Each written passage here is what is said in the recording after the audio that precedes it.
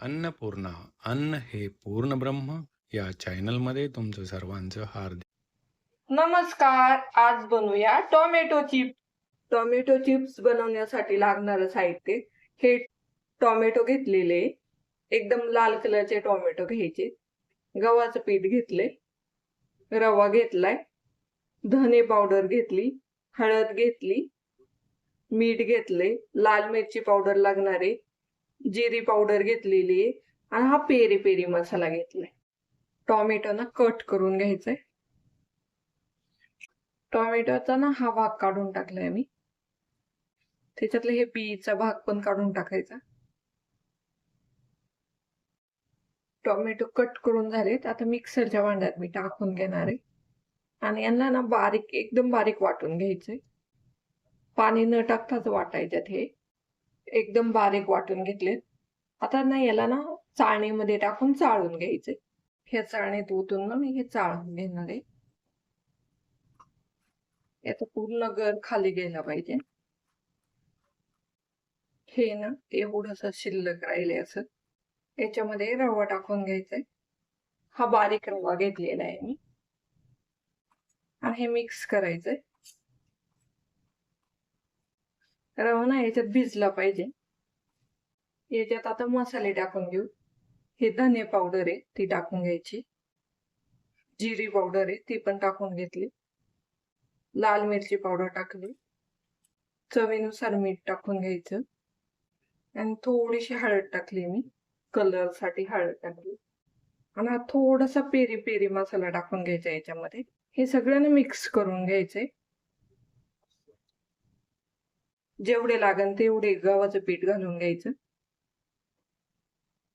आणि याच्यात मळून घ्यायचं हे पीठ. वरून काही पाणी वगैरे टाकणार नाहीये मी. ह्याच टोमॅटोच्या प्युरी मध्ये हे मळून घेणार आहे. पीठ न मळून झालंय. आता मी ना ह्याला 10 मिनिटासाठी ना असं 10 मिनिटासाठी ना याला भिजायला ठेवून देणार आहे. कारण याच्यात रवा आहे. रवा ना थोडासा फुलला पाहिजे म्हणून मी आता ना हे असंच झाकून ठेवणार आहे. हे 10 मिनिटासाठी ना झाकून ठेवून द्यायचंय. पीठ ना भिजलंय. आता याला थोडस असं मळून घ्यायचंय आणि पीठ न लावताच हे लाटून घ्यायचे.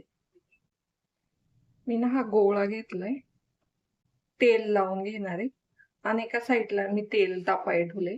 त्याला ना लाटून घ्यायचं. आता चपाती जशी पातळ असते ना असे लाटून घ्यायचे. लाटून झालंय आणि एकदम पातळ असं लाटून घेतलेलं आहे. चमच्याने ना असे केला ना, चमच्याने असं नाही याला टोचून घ्यायचं म्हणजे हे फुगणार नाही तेलात गेल्यावर. तर याला ना कट करून घ्यायचे, एकसारखं कट करून घ्यायचं.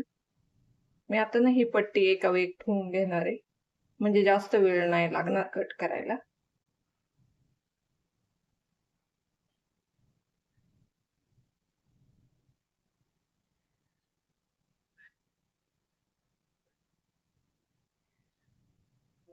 हे आता ना एक एक सुट्ट करून घ्यायचंय. सगळे असे सुट्टे करून घेतले. आता ना तेल तापले. एक एक असं ना सोडून घ्यायचं आणि स्लो गॅसवर तळून घ्यायचं म्हणजे कुरकुरीत होतील. असं आलटी पलटी करून तळून घ्यायचं. एकदम कुरकुरीत होतं तळून घ्यायचं. हे पण मस्त असे ना तळून दिले. आता हे काढून घेऊ.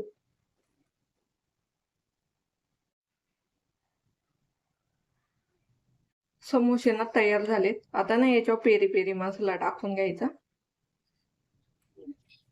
मिक्स करायचं. असं हाताने करायचं.